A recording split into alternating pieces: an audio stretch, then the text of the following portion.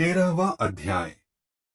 सदाचार, संध्या वंदन, प्रणव, गायत्री जाप एवं अग्निहोत्र की विधि तथा महिमा। ऋषियों ने कहा, सूत जी, आप हमें वह सदाचार सुनाइए जिससे विद्वान पुरुष पुण्य लोकों पर विजय पाता है। स्वर्ग प्रदान करने वाले धर्ममय तथा नरक का कष्ट देने वाले अधर्ममय आचारों का वर्णन कीजिए। सूत जी बोले, सदाचार का पालन करने वाला मनुष्य ही ब्राह्मण कहलाने का अधिकारी है। वेदों के अनुसार आचार का पालन करने वाले एवं वेद के अभ्यासी ब्राह्मण को विप्र कहते हैं। सदाचार, वेदाचार तथा विद्या गुणों से युक्त होने पर उसे द्विज कहते हैं। वेदों का कम आचार तथा कम अध्ययन करने वाले एवं राजा के पुरोहित अथवा सेवक ब्राह्मण को क्षत्रिय ब्राह्मण कहते हैं। जो ब्राह्मण कृषि या वाणिज्य कर्म करने वाला है तथा ब्राह्मणोचित आचार का भी पालन करता है, वह वैश्य ब्राह्मण है तथा स्वयं खेत जोतने वाला शूद्र ब्राह्मण कहलाता है। जो दूसरों के दोष देखने वाला तथा परद्रोही है, उसे चांडाल द्विज कहते हैं।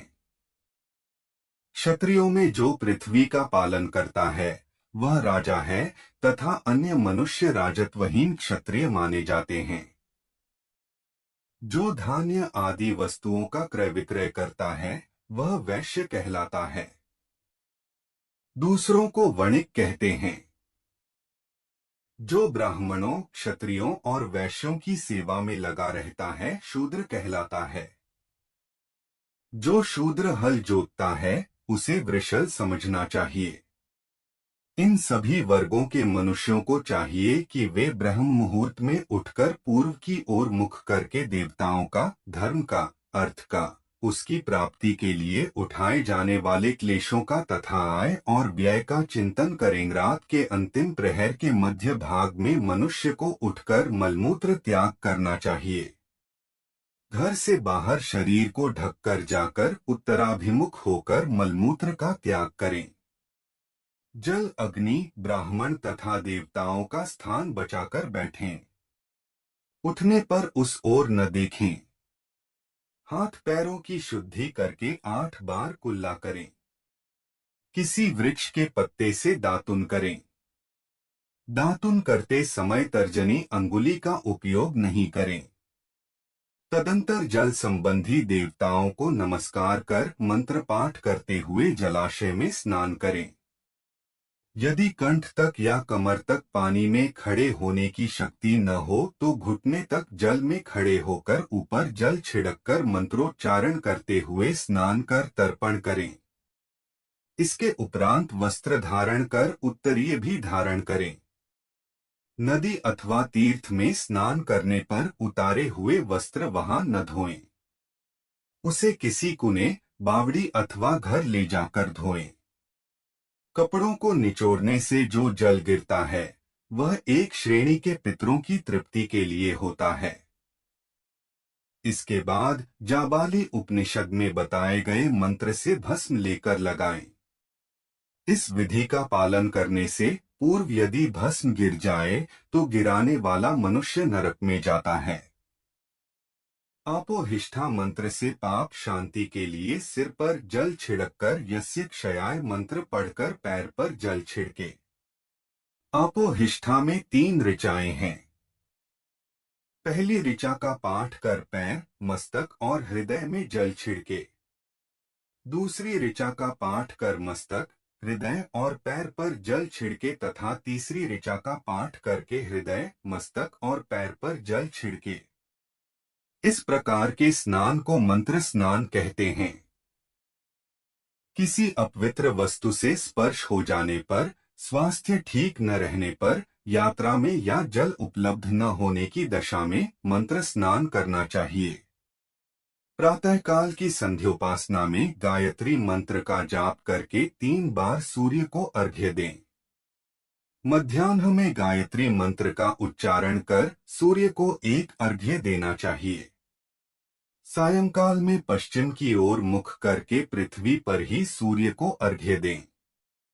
सायंकाल में सूर्यास्त से 2 घड़ी पहले की गई संध्या का कोई महत्व नहीं होता। ठीक समय पर ही संध्या करनी चाहिए। यदि संध्योपासना किए बिना एक दिन बीत जाए तो उसके प्रायश्चित हेतु अगली संध्या के समय 100 गायत्री मंत्र का जाप करें। 10 दिन छूटने पर 1 लाख तथा 1 माह छूटने पर अपना उपनयन संस्कार कराएं।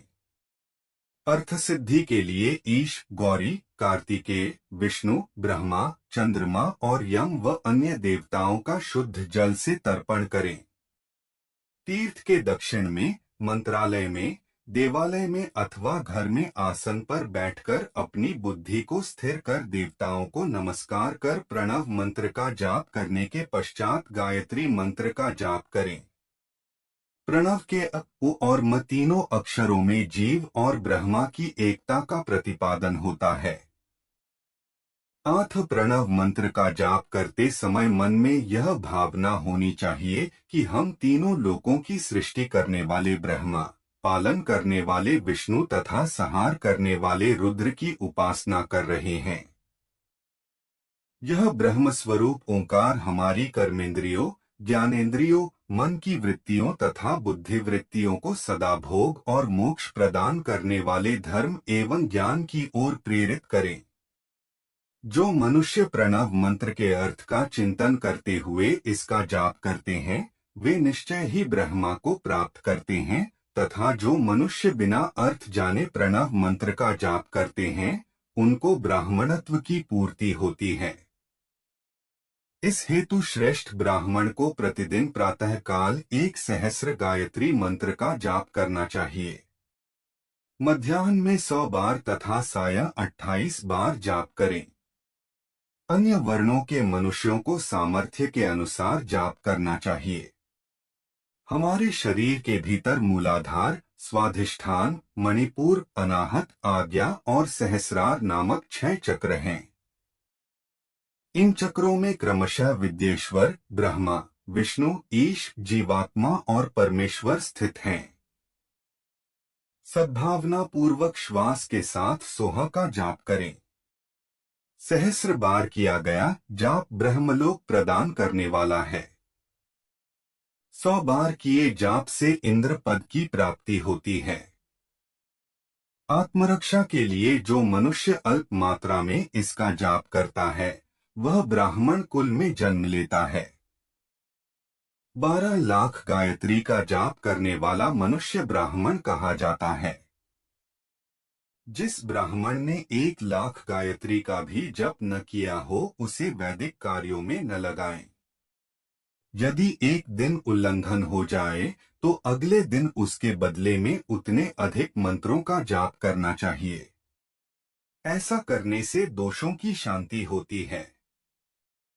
धर्म से अर्थ की प्राप्ति होती है, अर्थ से भोग सुलभ होता है, भोग से वैराग्य की संभावना होती है।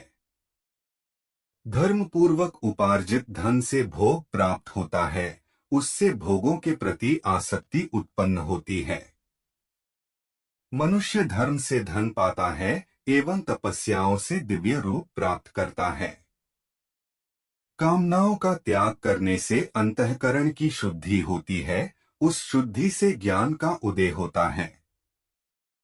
अगर वीडियो पसंद आ गई हो तो वीडियो को लाइक करके चैनल को सब्सक्राइब कर दीजिएगा। धन्यवाद।